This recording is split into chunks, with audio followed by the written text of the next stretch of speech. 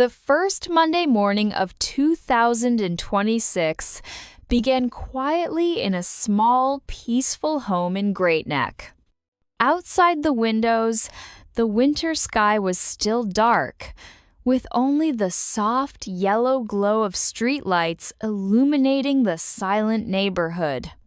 5:45 a.m. The alarm clock rang not too loudly, but steady enough to pull Daisy out of sleep. She opened her eyes slowly and stayed still for a few seconds, taking a deep breath as if reminding herself, it's a new year. She reached out and turned off the alarm, then glanced at Jonathan sleeping beside her. He lay on his side, one hand resting on his forehead, breathing evenly. Daisy smiled faintly and whispered almost to herself, "First day of the year, and we're already up early." She slipped out of bed, wearing a loose beige cotton t-shirt and gray sleep pants, soft slippers barely making a sound on the wooden floor. Downstairs, Daisy turned on the warm kitchen light. The familiar space greeted her, the place where so many mornings had begun just like this. She started the coffee machine, its quiet hum filling the stillness. While waiting, she opened her laptop. Being an operations administrator, checking emails early had become second nature. Internal Amazon messages appeared. New Year greetings, operational updates, reminders that work never truly paused. She took a sip of hot coffee and winced slightly at the bitterness. Footsteps sounded behind her. Jonathan appeared in the doorway, wearing a dark gray hoodie and sweatpants, hair slightly messy, eyes half closed. You've been up long? Not really. Jonathan chuckled and pulled out a chair. A little. Mostly it feels like same schedule, new calendar. They shared a quiet laugh, the kind that comes from years of understanding that life doesn't magically reset with a new year. At 6:30 a.m., a bedroom door creaked open. Nastia appeared, hugging her stuffed bear, wearing blue pajamas with star patterns, her eyes still heavy with sleep. Mom. Daisy immediately knelt to her daughter's height. "Yes, sweetheart. It's the first school day of the new year. How do you feel?" Nastia thought for a moment, then said very seriously, "A little sad. Winter break is over." Jonathan laughed softly. "Me too, kiddo." Nastia looked at him, then burst into giggles. Breakfast was slow and calm cereal, warm milk, toasted bread. Daisy gently reminded Nastia about school, while Jonathan listened quietly, nodding now and then.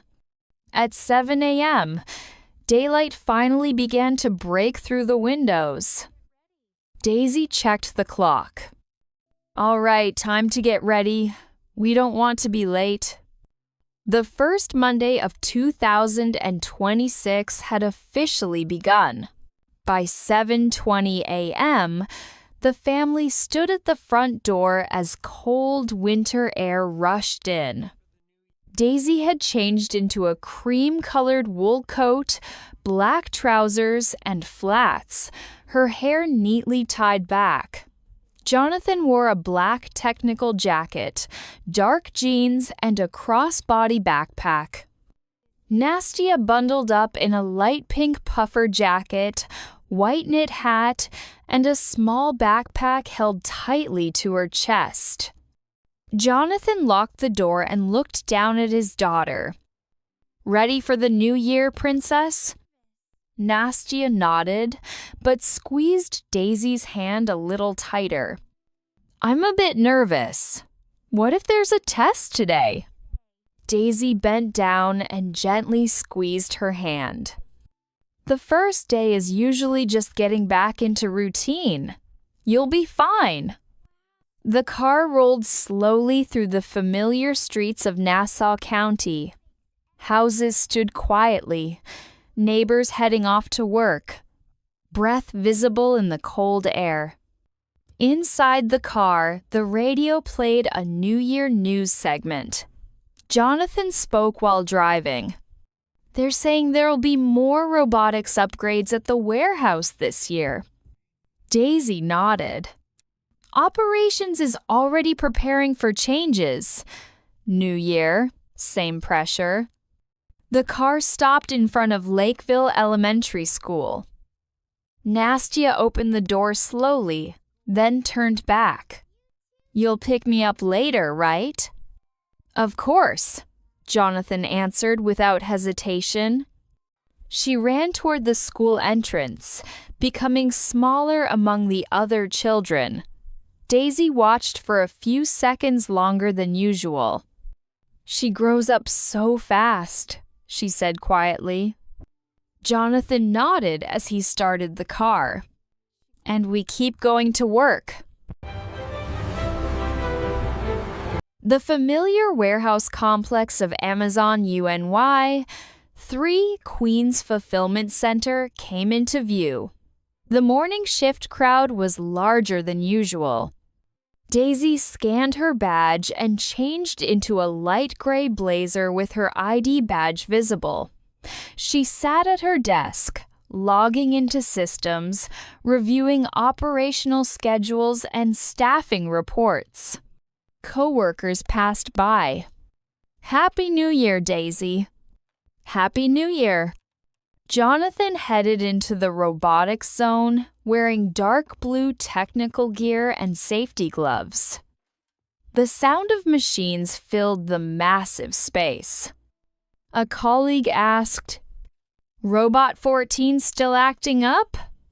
I'll take another look, Jonathan replied, kneeling beside the unit. In the vast warehouse, there were no fireworks or celebrations, just work continuing as always. During a short break, Daisy sent Jonathan a text. Did you hear from school? He replied, All good. Don't forget lunch.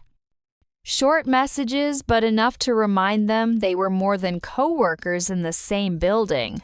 By the time the car turned onto their street in Great Neck, the sky was completely dark. The neighborhood looked calm, almost frozen in time.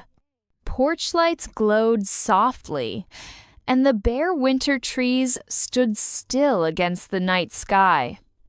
Jonathan parked the car in front of the house and turned off the engine. For a brief moment, no one moved. Nastia leaned forward from the back seat, her voice tired but excited. We're home already? Yeah. Long day, huh? But today wasn't bad. That's good to hear. First day of the year survived. Nastia giggled and hopped down, her backpack hanging loosely from one shoulder. Daisy locked the car, pulling her cream-colored coat tighter against the cold as they walked up to the front door. Inside, the warmth of the house wrapped around them instantly. Daisy turned on the lights, and the familiar glow filled the living room. Jonathan set his keys down with a quiet clink. All right, shoes off. Everyone inside clothes. I'm changing first. Of course you are. A few minutes later, the house settled into its evening rhythm. Daisy changed into a loose brown sweater and soft pants. Jonathan pulled on a dark t-shirt and sweatpants, stretching his shoulders as if finally letting go of the day. In the kitchen, Daisy began preparing dinner, nothing complicated, just soup warming on the stove and bread in the oven. Jonathan leaned against the counter, watching. You know, I was thinking on the drive back. This year's probably going to be busier than the last. Yeah. Operations is already talking about changes. New systems, new schedules. Same pressure, just upgraded. Robotics, too. More automation means more things that can break. They shared a quiet look, no fear, just understanding. Nastya returned wearing soft pajamas with small stars, dragging her blanket behind her. Mom, guess what? What, sweetheart? I sat next to a new girl today. Her name is Emma. Oh, yeah? Did you talk? At first, no. Then she shared her crayons with me. Daisy smiled as she set bowls on the table. That was kind of her. I shared mine too. Dinner was simple but warm. Steam rose from the soup, fogging the air slightly. They ate slowly, the way they always did when no one was rushing anywhere. So, Nastya, what was the best part of today? Lunch and drawing. And when the teacher said, "Welcome back." That sounds like a pretty good list. How about you? Daisy hesitated, then answered honestly. Honestly, coming home, just knowing the day was done. Same. After dinner, Nastya helped clear the table slowly, carefully, concentrating hard not to spill anything. Daisy washed dishes while Jonathan dried them. You did great today, he said quietly to Daisy. You too. We all did. Later, Nastya sat on the couch, half watching a cartoon, her eyes growing heavier by the minute. All right, bedtime. Already? First day back means early sleep. Nastya didn't argue. She climbed the stairs, holding Daisy's hand. In her room, Daisy tucked her into bed, pulling the blanket up to her chin. Mom, Yes? will this year be okay? Daisy, I think so. And even if it's hard sometimes, we'll handle it together. Good night, Mom. Good night, Dad. Daisy and Jonathan returned to the living room. The TV stayed off. Jonathan sat on the couch, rubbing his hands together, while Daisy curled up beside him. For a few moments, neither spoke. Then Daisy said softly, It's strange. Everyone talks about big resolutions, big changes. And here we are. Same house. Same jobs. Same routines. But maybe that's not a bad thing. No, it's not. They sat there, listening to the quiet hum of the house, the heater, the distant sound of a car passing by. As long as we keep doing this, showing up for each other, I think we'll be fine. Yeah, one ordinary day at a time. Outside, the street remained calm. No fireworks, no noise, just a quiet neighborhood settling into the night. And somewhere between shared soup, tired laughter, and a child falling asleep peacefully, the first day of 2026 came to a close, not loudly, not dramatically, but gently, the way real life often does.